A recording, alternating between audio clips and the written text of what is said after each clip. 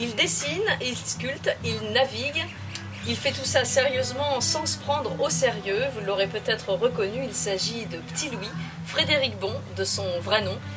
Il a une grande gueule et il aime rigoler. C'est donc logiquement avec ses mots à lui qu'il va nous parler de dessin, d'art et de ses rencontres.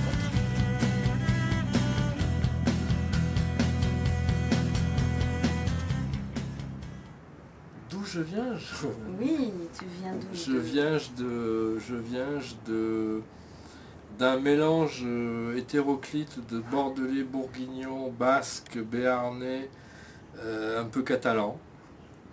Et j'arrive. Donc, tu es arrivé quand en Polynésie? En 1972.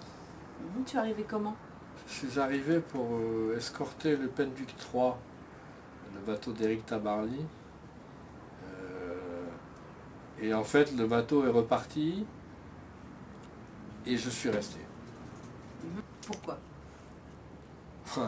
T'as qu'à voir, je sais pas, moi il y a pas de. Là, des fois on me demande pourquoi je suis resté. Je me pose encore la question, mais je suis resté, tellement ça m'a plu. Ouais, ça m'a plu. Hein. Et ici, ça a plutôt été le dessin ou donc le bateau au début? Au début, c'était bateau, et en fait, comme j'étais sur des grands bateaux, j'ai fait du charter sur des grands bateaux, j'avais la place pour dessiner, donc j'ai commencé à dessiner un peu sur les bateaux. Et puis voilà, il est arrivé qu'à un moment donné, j'ai fait une expo, ça a bien marché, et puis... une exposition, c'est-à-dire? Une exposition de dessin. Mm-hmm. Parce que j'avais rencontré Follon, le dessinateur humoristique, enfin humoristique, non, plus poétique que humoristique. Et j'étais très amoureux de lui, mais je n'étais pas homosexuel, par contre. Mais j'ai beaucoup aimé ce qu'il avait fait, et quelque part je m'étais senti un peu une âme de Follon dans le Pacifique. Mais comme je suis un peu plus acerbe, j'ai un peu acerbé mon dessin, et donc du Follon, du petit personnage avec le chapeau, tout ça, c'est parti un petit peu dans le Petit Louis, parce que c'est devenu un petit peu plus... Il y avait déjà des choses qui se passaient qui étaient bizarres, je parle pas de maintenant. Hein. D'accord. Et donc pour revenir à ton parcours dans le sud-ouest, qui a duré quand même 21 ans, donc... Non. Non. Jusqu'à 14 ans. À 14 ans, j'ai découvert la vraie vie, c'est-à-dire la banlieue parisienne, et où là il faut rentrer dans la vraie vie. C'est-à-dire? C'est-à-dire que tu sors d'un village de 600 habitants, tu te retrouves dans la banlieue parisienne, où moi je parlais comme ça, comme putain, et les mecs, ouais, t'as l'accent qu'il est, voilà. Il a fallu que je m'y fasse, mais justement, quand j'étais tout petit, j'ai gueulé fort et je m'en suis sorti déjà à ce moment-là. Et c'est là que tu as fait tes études et la fameuse école Boulle. Et voilà, ça c'était à Paris, ça. Pour faire autre chose que de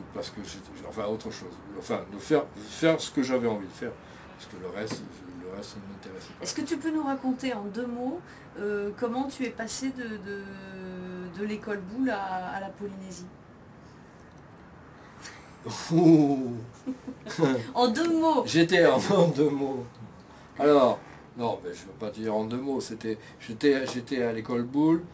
En même temps, j'étais dans des écoles de voile où je m'occupais de choses un petit peu spéciales, c'est-à-dire de bateaux privés, et notamment du bateau de Charles Pozzi, qui était l'importateur Ferrari, et qui m'avait dit, écoute, si tu rentres à l'école Boulle, que tu rentres en atelier de sculpture, moi je me fais fort de te faire rentrer chez Pininfarina, parce que moi à l'époque j'étais fondu de sport automobile et de carrosserie automobile. Il me dit, moi je me fais fort de te faire rentrer chez Pininfarina.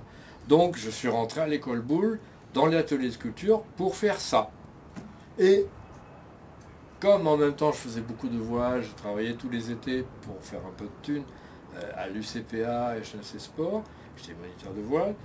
Un jour, au moment où je passais mon diplôme de Boulle, on m'a demandé si, plutôt que de partir comme chef de centre de l'école voile de Dakar, je préférais pas partir à Tahiti avec Tabarly sur le Penduic 3. Je n'ai point hésité une seule seconde, et donc me voilà ça. Là, je suis ici, là.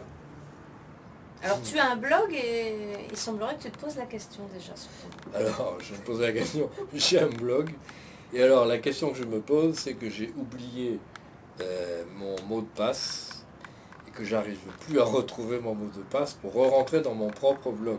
Alors qui Mais pour es-tu? moi, je suis un artiste polyvalent. Un artiste dessinateur, sculpteur avant tout. C'est d'abord mon métier, c'est sculpteur de bois. Sculpteur, dessinateur, navigateur, aventurier. Je fais de l'élevage d'enfants, si j'en ai deux. Et vive la vie, quoi. Est-ce que c'est facile d'être un artiste en Polynésie? Ouais. Oui. Si on veut. Si on veut, mais si on veut. C'est vrai que j'ai tiré un trait dessus la dernière Porsche, la nouvelle, là, j'ai vu. La GT3, là. GT4 ou Carrera, je sais pas quoi, qui fait 540 chevaux. Je dis bon, celle-là, je pense pas que pour le moment je puisse me la payer. Mais voilà, bon, il faut savoir où on est, quoi. On peut vivre en tant qu'artiste si on sait un petit peu se contenter du peu qu'on a. Est-ce que l'artiste est reconnu? Est-ce que tu te sens reconnu? Il y a beaucoup de gens qui me disent « Ah, j'aime beaucoup ce que tu as dessiné. Ah, ton dessin la dernière fois, j'ai beaucoup aimé. » Voilà, bon, c'est à peu près ça que... Non, j'aime bien. J'aime bien être reconnu, parce que Petit Louis, c'est une marque, mais non, c'est un peu comme Coca-Cola, quoi. Je veux dire, c'est un truc qui est... C'est Petit Louis, ah, c'est Petit Louis, j'aime beaucoup ce que vous faites. J'y vais.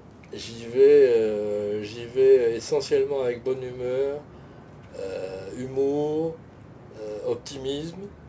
Et je pense que si tout le monde est un peu comme ça, je crois qu'ici on est prêt. Et mais je vais pas tellement plus loin qu'ici, parce que pour le moment je me vois pas aller, je vois pas pourquoi je suis ailleurs. Tant qu'on m'a pas dit hey, va théâtre.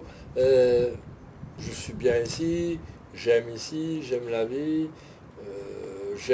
et je suis assez optimiste, donc je pense qu'on va aller vers quelque chose de meilleur, parce que pour le moment c'est pas très brillant, mais on va aller vers quelque chose de beaucoup mieux, parce qu'il y a une nouvelle génération qui arrive, et là ça va cartonner d'enfer. Donc je suis très optimiste. C'est un discours optimiste. Pour la Polynésie complètement, bien aussi. sûr. On peut pas être dans un endroit comme ça et se taper que des ringards en permanence. Je veux dire, avec un bonheur pareil, ça va à un moment donné, quoi.